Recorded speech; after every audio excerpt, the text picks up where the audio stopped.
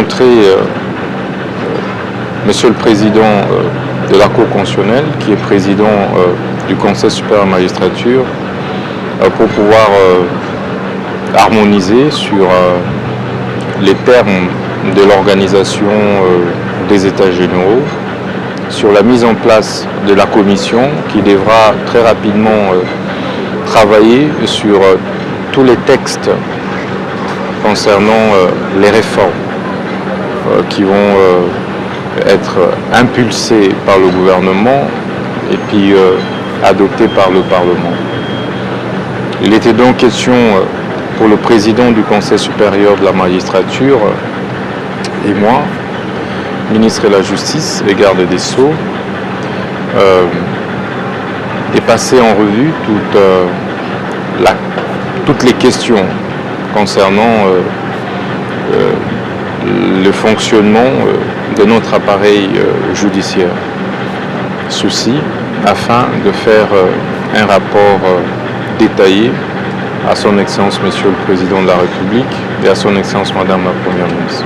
Les États généraux de la justice congolaise seront organisés fin octobre. Et d'ici demain, le président du Conseil supérieur de la magistrature va nous transmettre la liste des noms des hauts magistrats qui feront partie de la commission d'organisation de ces États généraux. Et s'agissant des réformes, il m'a également rassuré que d'ici demain, il m'enverra la liste des hauts magistrats de la Cour de cassation, du parquet de la cassation, de la Cour constitutionnelle, parquet constitutionnel, Conseil d'État, parquet Conseil d'État et certains autres magistrats pour faire partie de la commission des réformes que nous avons mise en place pour que celle-ci puisse travailler sur les différents textes que nous avons déjà apprêtés afin de pouvoir peaufiner, étoffer la dernière mouture des textes qui sera envoyé à l'Assemblée nationale, mais avant cela, évidemment, sera soumise au Conseil des ministres de la magistrature, dans le cadre de concertation qui existe entre le Conseil supérieur de la magistrature et le ministère de la Justice, qui représente en fait le gouvernement de la République, l'exécutif. Il était question d'épiloguer, d'aborder la problématique de l'organisation des États généraux de la justice congolaise telle qu'adoptée par le Conseil des ministres. J'ai demandé au président du Conseil supérieur de la magistrature de transmettre les noms des hauts magistrats qui font partie de la commission d'organisation des États généraux de la justice congolaise projetée pour fin octobre 2024. Il était également question de pouvoir tabler sur les différentes réformes courageuses et audacieuses souhaitées par son Excellence Monsieur le Président de la République, magistrat suprême.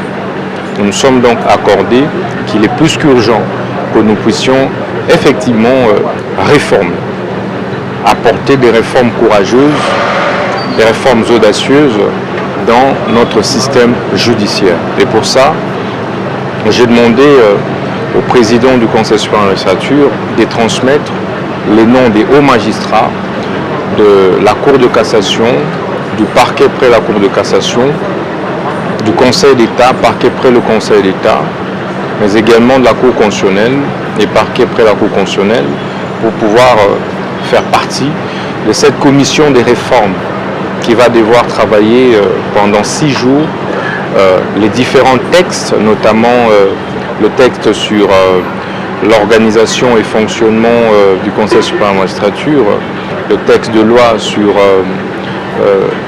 les statuts des magistrats, les textes de loi sur l'organisation et fonctionnement des juridictions de l'ordre judiciaire.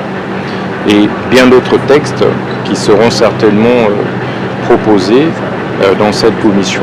L'objectif pour nous, c'est que dans les 2 semaines qui suivent, nous puissions les soumettre au Conseil des ministres afin que nous les transmettions en tant que projet de loi au niveau du Parlement. Et d'ici 72 heures, 48 heures, mais l'objectif c'est que dans 24 heures, le président du Conseil supérieur de la magistrature puisse nous transmettre ces noms et que, évidemment, dans les 48 heures qui suivent, le travail de fond puisse commencer. Et donc, il n'y a aucun problème à ce jour entre le ministre de la Justice et le Conseil supérieur de la magistrature. Il n'y a aucune contradiction entre le Conseil supérieur de la magistrature et le ministère de la Justice. Pour autant que toutes les mesures que le ministre d'État, ministre de la Justice prend rentrent dans le cadre de la loi, dans le cadre du droit.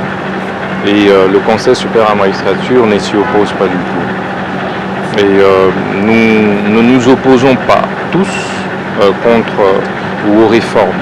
Nous sommes tous pour les réformes courageuses qui constitueront une thérapie de choc face aux maux qui rongent en fait notre justice en général. Et ceux contre lesquels nous nous attaquons tous, ce sont les réseaux mafieux que l'on retrouve dans tous les secteurs de la vie nationale et qui ont mis à genoux malheureusement notre République.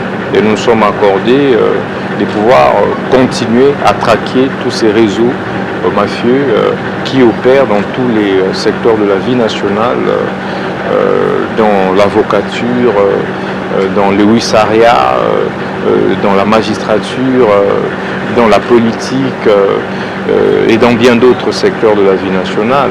Nous devons les démanteler au bien de notre peuple et pour le bien du chef de l'État. Le procureur général près la Cour de cassation est les bras séculiers du ministre de la Justice. C'est ce que dit l'article 70 de la loi sur l'organisation des juridictions de l'ordre judiciaire. Et de ce point de vue, nous sommes en parfaite relation, nous nous concertons et ils exécutent les injonctions que le ministre de la Justice dicte sur la lutte contre la criminalité, contre la délinquance économique et financière. Mais il faut également rappeler que parmi les réformes, le chef de l'État nous a instruit d'accélérer le processus d'adoption de la loi portant création et fonctionnement du parquet financier. C'est aussi de cela qu'il était question lors de notre échange avec le président du Conseil supérieur de la magistrature.